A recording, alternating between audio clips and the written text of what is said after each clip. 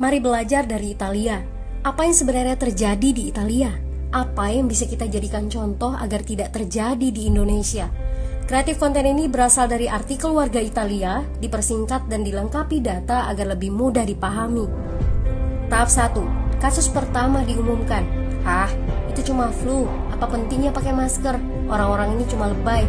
Saya kan sehat, gak bakal ketularan. Gak usah panik lah. Tahap 2. Jumlah positif COVID-19 mulai naik signifikan. Cuma beberapa yang kena. Yang meninggal pun hanya orang-orang tua saja yang emang udah punya penyakit. Hidup seperti biasa aja lah. Pacaran, nongkrong bareng temen, jalan-jalan ke mall. Tetep lanjut. Tahap ketiga, jumlah kasus meningkat dengan cepat, berlipat ganda dalam 1 hari.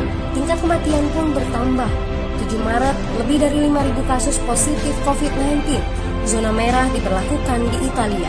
Wilayah yang dikarantina hampir 25% dari luas Italia. Sekolah dan universitas tutup, tapi tempat kerja, bar, dan restoran masih buka. Sementara itu, 75% wilayah lain masih menganggap enteng COVID-19.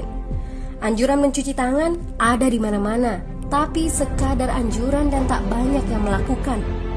Tahap 4, jumlah kasus meningkat pesat. Sekolah dan universitas ditutup selama sebulan. Darurat nasional pun diberlakukan. Rumah sakit menambah kapasitas, seluruh kamar dibersihkan untuk memberi ruang bagi pasien COVID-19. Tapi tak ada cukup dokter dan perawat. Ada terlalu banyak kasus pneumonia, terlalu banyak pasien perlu ICU, tapi ruangannya sudah habis, ventilator habis. Pada titik ini seperti kondisi dalam perang. Dokter harus memilih siapa yang akan diobati berdasarkan peluang bertahan hidup. Itu berarti pasien lanjut usia dan punya penyakit bawaan seperti hipertensi, diabetes, stroke tidak masuk prioritas karena tidak ada lagi ruang. Sistem layanan kesehatan seketika runtuh. Tahap 5, 9 Maret mencapai lebih dari 9.000 kasus. Seluruh kota Italia lockdown.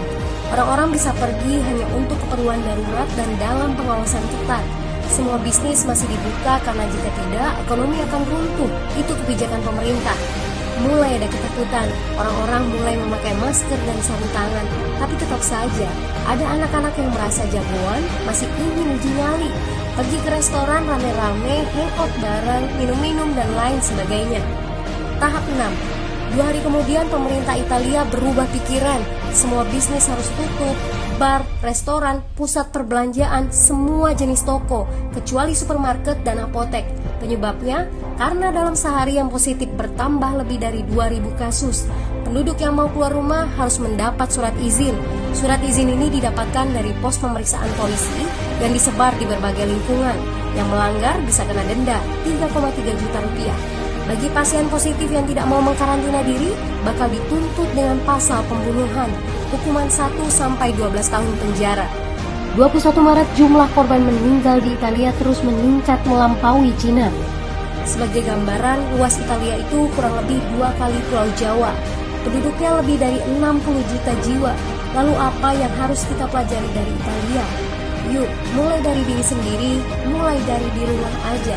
Jaga kebersihan lalu isolasi diri dan keluarga. Tidak keluar rumah kecuali sangat penting. Ini saatnya memulai solidaritas. Yang mampu harus mulai membantu yang tidak mampu. Ini adalah bentuk usaha dan doa kita semua. Semoga badai corona ini segera berlalu. Mari memulai kekompakan dengan membagikan informasi ini. Di rumah aja, mari belajar dari Italia.